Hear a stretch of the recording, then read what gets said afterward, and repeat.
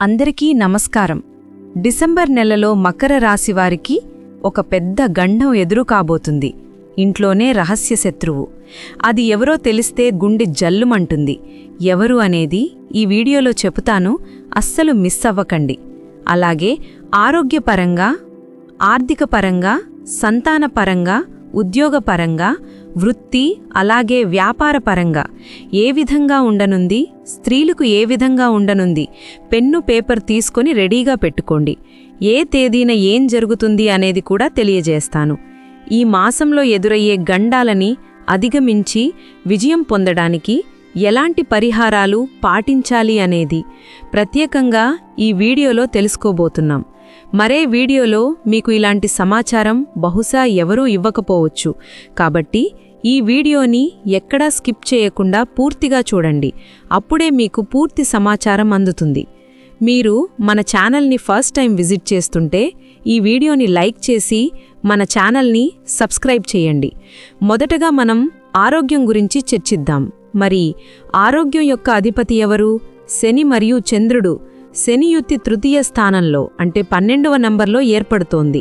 అంటే ఎక్కడో ఒకచోట ఆరోగ్యం అశాంతంగా ఉండవచ్చు.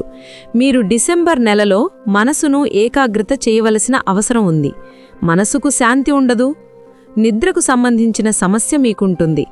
చంద్రుడు కడుపుకు కారకుడు. కడుపుకు సంబంధించిన మలబద్ధకం సరిగ్గా ఉండదు. దానికి సంబంధించిన యోగాలు కనిపిస్తున్నాయి. అదేవిధంగా తృతీయ స్థానం కూడా లింక్ అయింది.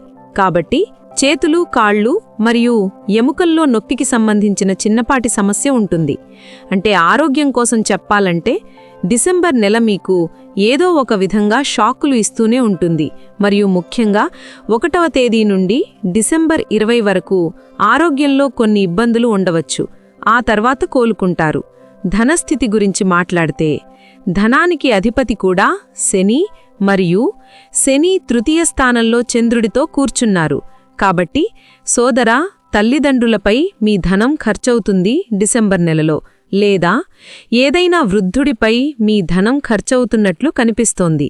లేదా వాహనంపై మీ ధనం ఖర్చవుతున్నట్లు కనిపిస్తోంది. ధనం యొక్క ఆదాయం మీకు మధ్యస్థంగానే ఉంటుంది.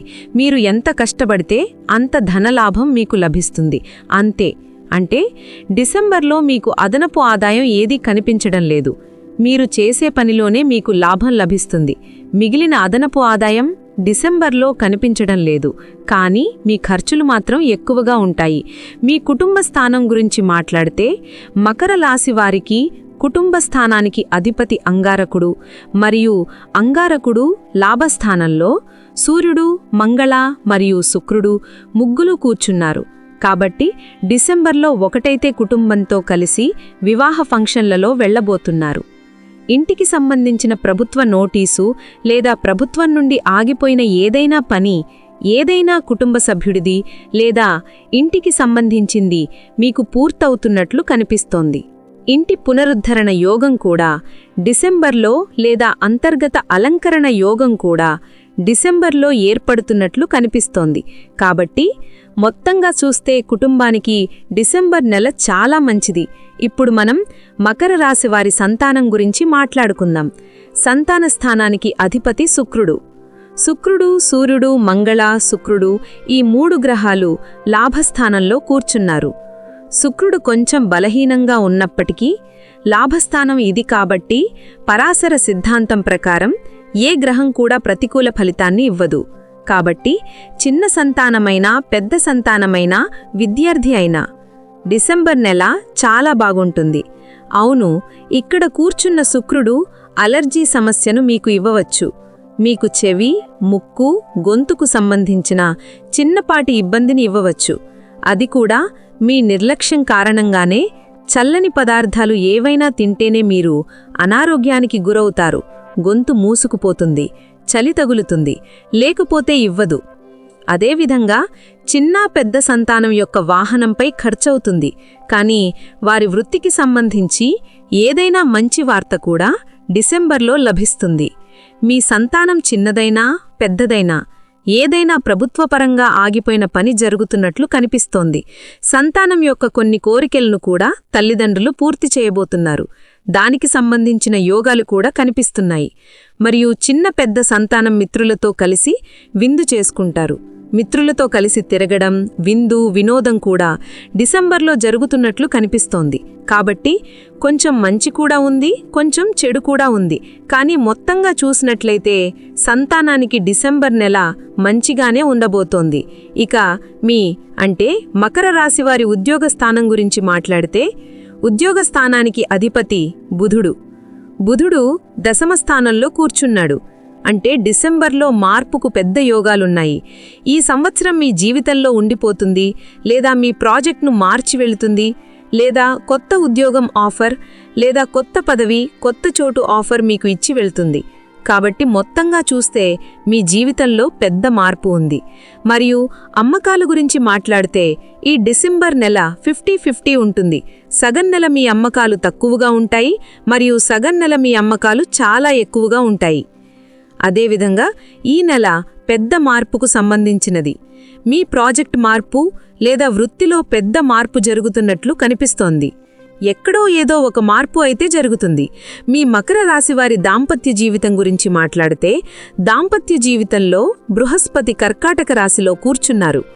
డిసెంబర్ 1వ తేదీ నుండి 10వ తేదీ వరకు దాంపత్య జీవితం అంత బాగా లేదు. భార్యాభర్తలు, ప్రేమికులు ఏదో ఒక విషయం గురించి గొడవపడే అవకాశం ఉంది. కుటుంబ సమస్య అయినా, మిత్రుల సమస్య అయినా, సొంత సమస్య అయినా ఏదో ఒక అంశంపై మీరు ఇద్దరూ పోట్లాడుకోవడం, వాదించుకోవడం కనిపిస్తుంది. దానికి సంబంధించిన యోగాలు కనిపిస్తున్నాయి. భాగ్యస్వామి యొక్క శుభకార్యాలు రద్దవుతున్నట్లు కనిపిస్తోంది. వారి మనసు చెడిపోతున్నట్లు కనిపిస్తోంది. డిసెంబర్ 10వ తేదీ వరకు వక్రి ప్రభావం ఉంటుంది. మళ్లీ 11వ తేదీ నుండి 31 డిసెంబర్ వరకు అంతా బాగానే ఉంది.